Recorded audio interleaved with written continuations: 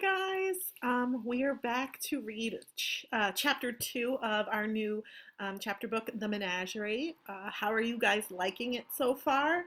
I believe in chapter 1 we left off with Logan, who is kind of new to his area and doesn't have a lot of friends, talking to a group of kids at school, and some kind of weird stuff has been going on, one of which his classmate Zoe, her dog, got lost and it was stuck somewhere, and Logan volunteered to go and look for it. So I'm going to read chapter 2 with you guys now, just to see what happens. Chapter 2. Wait, no, Zoe objected, but the teacher was already looking at him. Mr. Christopher, may I go to the bathroom? Logan asked. His teacher put down the chalk and sighed. All right, but no loitering, he said, pulling out the hall pass. Logan glanced back from the door and saw Zoe biting her thumbnail nervously. Don't worry, he mouthed. The hallway was empty as he hurried towards the cafeteria, past rows of yellow lockers. He could hear raised voices as he got closer. He stopped outside the green metal double doors and crouched down, pretending to tie his shoe while he listened. How could it all be gone? Cried Mrs. McCaffrey. There's nothing left. That was the voice of Buck, the man who ran the cafeteria kitchen. I'm telling you, something got into the freezer and the refrigerator and ate it all. The chili, the taco shells, the cheese, the jello, the chocolate milk, the chopped tomatoes, everything we were going to serve for lunch today, gone. That's crazy. I wonder if he took all their food. It must have been a wild animal, said Principal Upton in his drawling, half-asleep voice. Maybe a bear. A very neat bear, Buck pointed out. One that could open doors and cans. Cans? Said Mrs. McCaffrey. Look, said Buck, all the baked beans pried open and licked clean. Maybe the bear used its claws, said the principal doubtfully. It's left nothing but lettuce, Buck said mournfully. Said mournful. Sorry, it left nothing but the lettuce. Buck sounded mournful. And these red feathers, it must have brought some kind of bird in here to eat it. Well, we can't serve lettuce for lunch, Mrs. McCaffrey snapped. I know that, Buck shouted. Don't you throw feathers at me, she yelled. Mr. Wild? Logan jumped a mile. He'd completely forgotten about pretending to tie his shoe or watching for anyone coming along the hall. The school librarian was standing over him, looking friendly and puzzled. She had caramel-colored skin and long, wispy black hair pulled back into a ponytail. Her ankle-length skirt was bright green with tiny diamond-shaped mirrors sewn all over it. And her blouse was a rather startlingly mismatched shade of bright pink. He couldn't remember her name. He was pretty astonished that she knew his.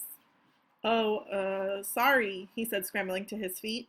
I was just... She put one finger to her lips. Have they figured it out? She whispered, nodding at the cafeteria door. He shook his head. Have you figured it out? She asked. Me? He said. I don't know anything. I'm just trying to tie my shoe. She said, glancing skeptically at his sneakers. Did they say something about feathers? Yeah, but it couldn't have been a bird. Birds don't eat chili, Logan said. I mean, right? She was staring into the cafeteria, as if she wasn't really listening. Go on, shoot, she said, waving at him. Relieved, he fled down the hall. Mr. Christopher was giving a speech about polynomials when Logan got back, so he slipped into his seat and tore a piece of paper out of his notebook. Something ate all the food in the cafeteria, he wrote. Doesn't sound like it could have been a dog, though. Maybe a bear? Nothing much happening now, just grown-ups shouting. He folded the note, and when Mr. Christopher wasn't looking, he tossed it onto Zoe's desk.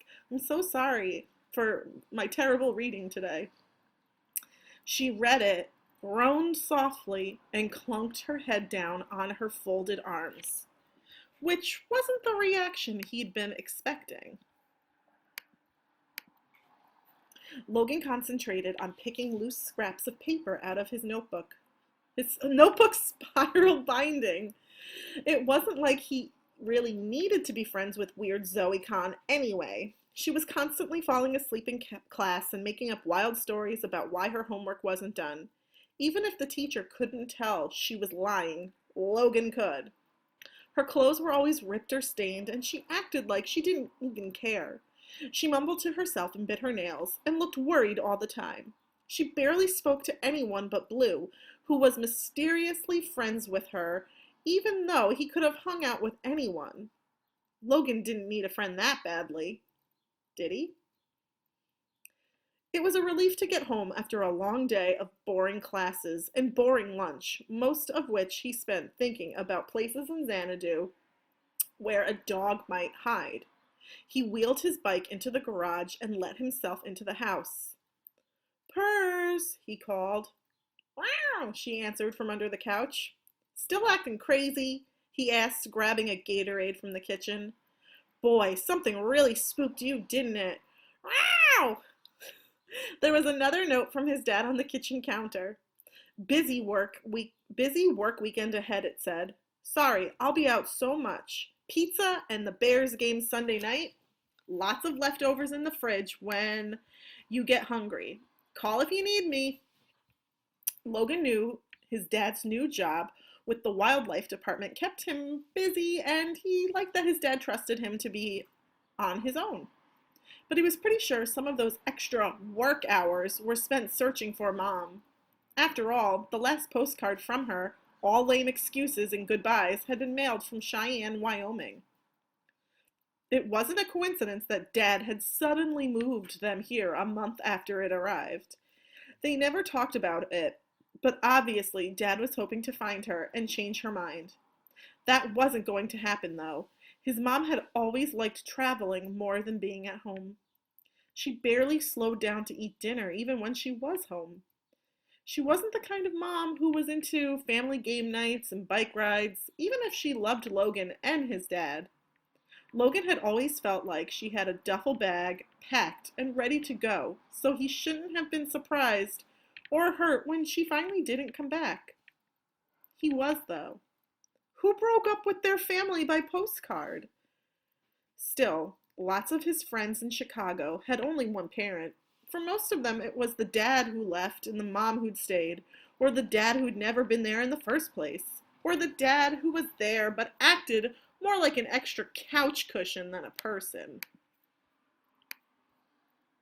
So really, Logan was lucky. At least he had a dad who made burritos and shot hoops with him in the driveway and tried to read the same books Logan did. He shook his head. He didn't want to think about this. "Okay, Purrs," he said. "I'm going to feed Mr. and Mrs. Smith if you want to come watch." Normally, Persimmon loved to sit on his desk and stare ominously at his mice while Logan fed them, but today she refused to come out from under the couch. With a shrug, Logan went into his room, dropped his backpack, and checked on the mouse cage. Mr. and Mrs. Smith were still huddled under their pile of wood shavings. Their small pink noses twitched at him anxiously. "Poor little guys," Logan said, picking up their food container. "What's got you so—" He paused. "That's weird." The container felt much lighter than it had this morning. He pulled off the top of the canister and peered inside. It was completely empty. "What the—" Logan muttered. "Guys, who ate all your food?" And then he put the lid back on. Squawk! Logan froze. That was a noise he had definitely never heard before, and it had come from somewhere in his room. He turned around slowly, his heart pounding. That's when he saw the tail stretched out along his carpet, sticking out from the trailing edge of his comforter.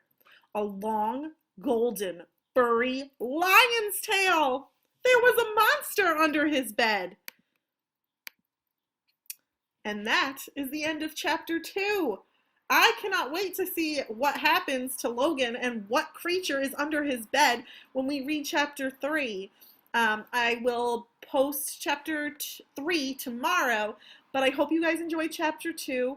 I think this has been a great pick from our class, and I'm enjoying the book.